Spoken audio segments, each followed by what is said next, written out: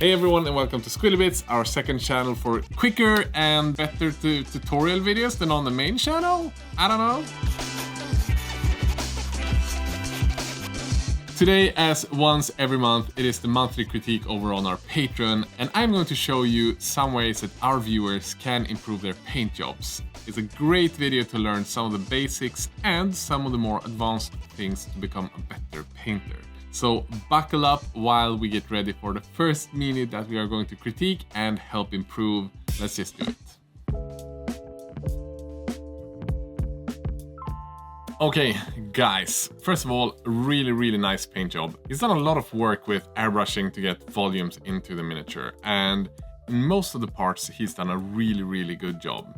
So as an example would be the legs here, where he has placed the highlight on the center fold because this is sort of a cylindrical shape, and we have the highlight going across the entire cylindrical shape angled towards the viewer, which is exactly what we want to see. The kneecap here, he has done the highlight at the top part, making sure that it feels like a cylindrical shape that is highlighted from above, which is just amazing. Another thing I really want to applaud is the true metallic gold that I just think is really beautiful. But he is here to learn, so let's give him some feedback. The first one maybe that I would give is that, like, depending on which tone you obviously want to have, the more white you add in, the more pink-ish the tone is going to feel. In some ways, I think this piece would maybe look better if you have less of white mixed into his highlights, and maybe instead start with a darker tone, like a black maybe, and then highlight the red up from that. These like almost peachy tones, only have them as like edge highlights to not take over as big part of the surface. But that depends on the tone. Like if you want to have a more peachy mini, it's perfect. If you want to go more red, then you use more black and then have a wider area that is the mid-tone red as opposed to like this highlight peach tone. The second one is highlight placements. As an example, in this area down here, we can see that the shape of that area is kind of like this. So we have a flat surface on the top here, and it goes down and goes into the shadow on the side. If this area is to make sense, the highlight that is closest to the light source, this would be the top edge. This is where we would have the brightest area, and then it would get slightly darker the further on the side we go. While this highlight looks really nice, it is more in the center of it. It doesn't completely look weird. I'm totally not saying that. Just like if you want to optimize the highlight placement, I would just move it up so the final brightest point would be the area that is furthest up towards the edge. So another thing that I would probably do is to try to create a bit of a separation between this top flat area up here and the side, because right now we have the same highlight on this area on the side here as we do on the left side here.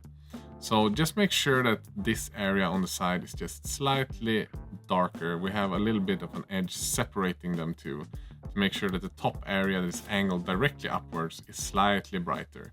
But just changing that highlight tone a little bit would make a big difference for this piece. Again, we're nitpicking because he's done an amazing job, but he's here to learn. We have sort of similar problems in the back here, where some of the highlights look like at the back of the legs look fantastic. These ones go across the whole area, which looks amazing. But we have the top here, which we have a bit of a shadow on this area down here. If anything with these that aren't like reflective metal, it's more of like a matte color. I'm thinking more like a matte car. We would have it be slightly darker the further down we get on each area. So it would be slightly darker at the bottom as opposed to at the top that we had. Small things, but it will make a big difference. And the last part is the red here on the back, where we have the highlight on the sides and on this side, which means that according to how this has been highlighted, we have sun coming from this side and we have sun coming from this side here. And with how this is highlighted, there is also sun coming from this side here, hitting the bottom area down here. So we have a lot of like conflicting highlight placements. So with something on the back here, we'd have the brightest point at the top of this area, and then we'd have a slight gradation to like a slightly darker tone at the bottom down here. So we'd go from top to bottom because we're thinking of it as being outside in a sunny day. And then because we have a lot of materials blocking on the sides, we'd probably have a slightly deeper shadow on the sides. Just like with the front, we get a bit of a separation on the side here. So we don't have the exact same tones on the corner of something, unless you have the sun like hitting directly on the corner. So right now we have light from here. And if we point it like an arrow like this, then you would have the same amount of brightness here and here. But in this case, we would not have that because it's coming from above. And we have stuff blocking lights on the side, giving it more of shadow. So we'd have it slightly darker on the sides and a gradient from top to bottom. So it's small changes. It's all about just thinking about where does the light come from. Again, the piece looks amazing. So it's not like, oh, you've done a terrible job. It looks like shit. No, right now it's more about, okay, what makes sense in terms of light placement. So he's getting really, really good. And again, I just want to applaud how great the piece looks. On a table, this is gonna just smash every painting competition. So yeah, just keep working. And these things are just about thinking about light placement. Awesome job.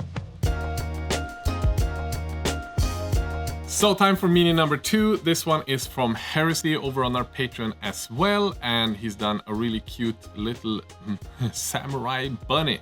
I freaking love it. As always, he's here to learn. So we're gonna dive deep into some of these pieces and see what we can do to improve. So first of all, I must say that I really like the creativity with the colors. So you've done a blue colored highlight tone, and then you've done a purple that's in the shadow. Really nice contrasting colors, creating a really artistic tone to the mini, which I really appreciate. So good job with that. There's a few things that I kind of want to cover. The first one is regarding the cloth that he has and the placement of light on that one, because the colors look really cool, but we need to do some work to get the placements to look amazing. So on his pants here, you can see that we have sort of a flat surface here that is angled upwards towards the light source. So we make sure that this one flat surface here is the brightest point. We then have the sides here, which is angled towards the viewer, and that part needs to be slightly darker than the top part. So we have something like this. And then we have a transition into the shadow tone here, and we kind of want to make sure that we have a little bit more of a smooth transition between them. So maybe add a layer where you mix your shadow tone and your mid-tone, and just blend the two together, create like a layer consistency mix of the two, to blend the two together to create a little bit of a smoother transition. And you're gonna see a massive difference in terms of how smooth the piece just looks. But the big one is just to remembering the flat surfaces, to make sure that the flat surfaces angled upwards are fully highlighted. So the same goes for this area down here. And make sure that the entire flat surface is highlighted. Something like this. A small change, and you might not be able to see the big difference, but if we look at the placement now, it does feel a little bit more natural. And the same thing goes for this area up here. From what I can tell, this one is directly angled upwards, so we just make sure that it has the same tone as the rest of the fabric angled upwards. Oh, so something like this. And then if we want to, we can even punch that final highlight a little bit more. I like punching highlights. So just bringing up a little bit more of this slightly brighter tone. And if we now check the before and the after, how much more natural the placement of light looks. We do have the same sort of issue on his shoulder here. This area up here is the one that is closest to the light source. So we make sure that the highlight goes all the way up to the edge. And then we place the second highlight as well all the way up. And then we have a slight gradation down to the bottom to make it slightly darker at the bottom. We don't need to have this like super dark purple on this edge here, because this one is not fully in shadow. It's still kind of slightly angled upwards. You can have that purple in here, in between his arm, but on the left side there, I would not have that harsh shadow. I have two more things that I kind of want to cover as well. One of them being fully covering layers, and making sure that like the shadow tones fully cover and the mid-tones fully cover. So if we look here at his skin and the fur, whenever you have like a zenithal prime on a mini and you don't then go in and do a fully covering layer, the mini is going to look slightly dirty. So we want to make sure that whenever we do our first base layer, make sure that it has a full coverage and we don't have these areas in between the highlights that looks a bit messy. So we fully cover that. And once you've done that full covering layer, that is when you go in and do these furry strands. So we do these as like a highlight. Again, we have a quite good fully coat so it doesn't look messy. And yeah, let's just do this quickly so you guys can see. Just having fully covering layers, not having this dirty area in between that makes it look a little bit messy. And then we have up here in the face, we kind of have the same problem. So we have this beige tone and then we have this bone tone. I think if we want the mini to feel as clean as possible, we want to make sure that we stick to one of them, I would say. And then we just make sure that each highlight layer is fully covering. And then you can add in textures if you want between the transitions of these tones. See if we can make it look a bit more poppy in a few seconds. Now look at this bunny's face. You can see we still have some texture and these like bunny hairs or whatever you want to call them. That is in between the transitions of tones. So between the shadow tone and the highlight color, we have these strands that make it look like you've got fur there. And the same thing up here in the front. And if we check before and after, there's quite a big difference in how clean the face feels. You know where to look at the face. You know, in my opinion, it makes a big difference. So it's nice to still have these textures there. And if you want to, like in these highlights, you can also go in and add even more of these hairs just to make it pop a bit more. Just getting a little bit more of that volume does a big difference. So the last thing that I would like to mention is this belt here and the highlight on it. Because you've gone from a really dark purple to a really bright highlight. Sometimes that can work really nice if you're like a Sergio Calvo master at placing highlights. You make it look good going with a very harsh transition. But personally, I prefer it if you do a slightly smaller transition that doesn't have that stark of a contrast. So if we, instead of going directly to this super bright, we go to more of like a mid-tone. So instead of going to a super bright highlight, we have something more like this. If you then want to punch the highlight even a bit more, then you can add it to a slightly smaller surface like this. And then you have a much smoother transition between the shadow tone, the mid-tone, and the highlight.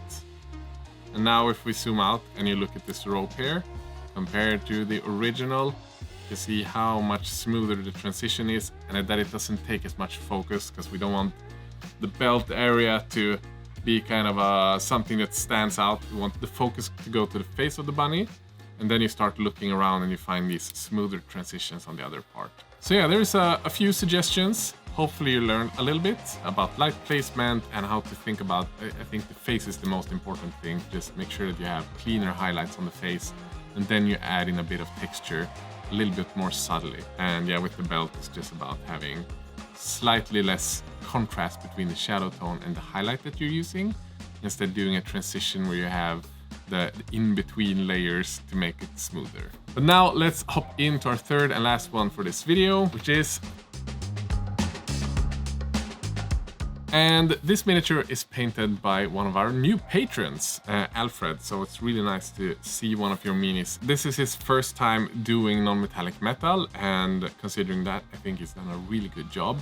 But we're gonna go in and see if we can help him make the paint job even a little bit better. One of the things that we've previously talked about is having separation between different areas. And one of the big problems I find with this type of non-metallic metal is that we don't really have a clear separation between this flat side and the sharp side. And all of these areas on the shoulder pads, they look like they're kind of having the same highlight, but at the same time not. So we're going to do a little bit of a cleanup and just show how this cleanup can make it look like a ton better. And how sometimes not going full white in all the areas and having the same highlight in all the areas, the piece is going to look even brighter and have more contrast.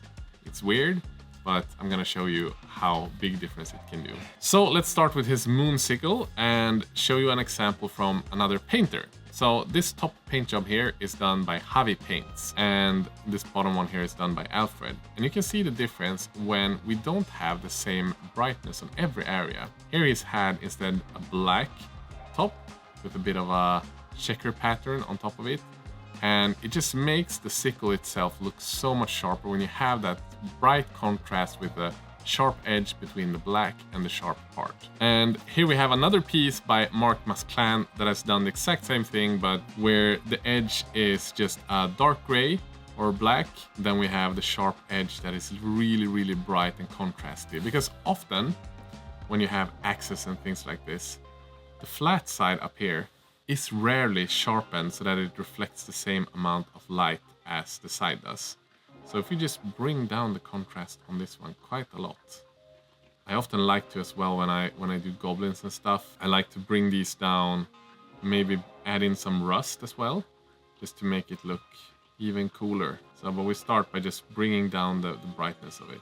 Again, this is very roughly done just to kind of show you guys the difference. We can then add in a bit of an edge highlight to this area here to again cement that strong contrast. So we haven't changed any light placement on the sharp edge, and still it looks so much sharper just because we brought down the contrast on the sides. If you then want to, you can bring in like rust tones, some oranges, making it feel like it's been used or been out in the dank forests where there are goblins, and paint this area brown. This is something that I love doing with goblins. Again, creates like a strong contrast between the dull side and the sharper edge. But this is totally up to you how far you want to take it. If you just want to do like Markman's Clans did with just like some gray scratches and making it look like it's more like oily and dark, or if you want to go full rust like I've painted in this one. So that's just the first thing. Create some darker parts that then will make the sharper parts look sharper.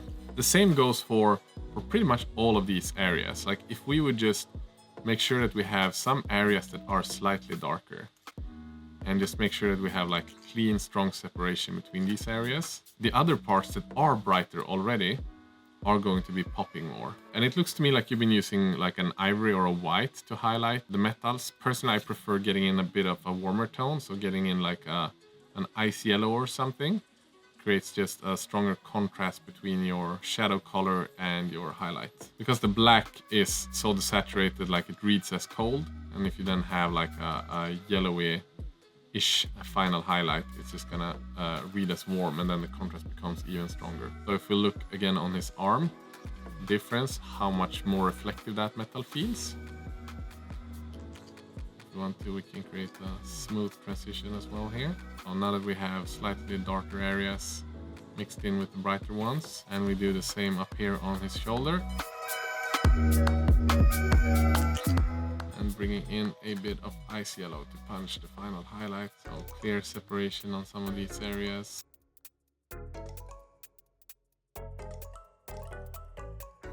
So something just like this. Boom, boom.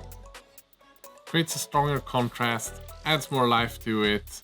It doesn't feel quite as, you know, where everything has the same type of highlight. Again, it becomes a little bit smoother. So, and this is something that you can repeat in every area. And we are working on a steel non-metallic metal tutorial for Squidly bits. So if you just stick around on this channel, there will be one coming eventually, but yeah, just bear with us for a bit. The last thing I would just say is the colors for the gold. It's a really difficult one, but if you really want your minis to pop, you need to be a bit more selective with the colors you're using. And we have done a painting tutorial on Squidly bits for non-metallic metal. And I think it can be so helpful for so many people. The shadow tone that you used is kind of nice. It's a dark, really desaturated brown. The problem is when we go to the mid-tone, it's like a khaki color. So it's like a beige tone. And that quite doesn't 100% read like gold. Instead, I would have like an orangey brown. And in our paint sets, we've done a color, obviously a parasite brown. That is kind of the tone that we like to have for our mid-tone. And I just think it makes a big difference in how much it reads as gold, as opposed to, you know, having beige or khaki tones. And we can then go up to like an ice yellow for our highlight. And voila, we have something like this. We add a secondary reflection from the bottom.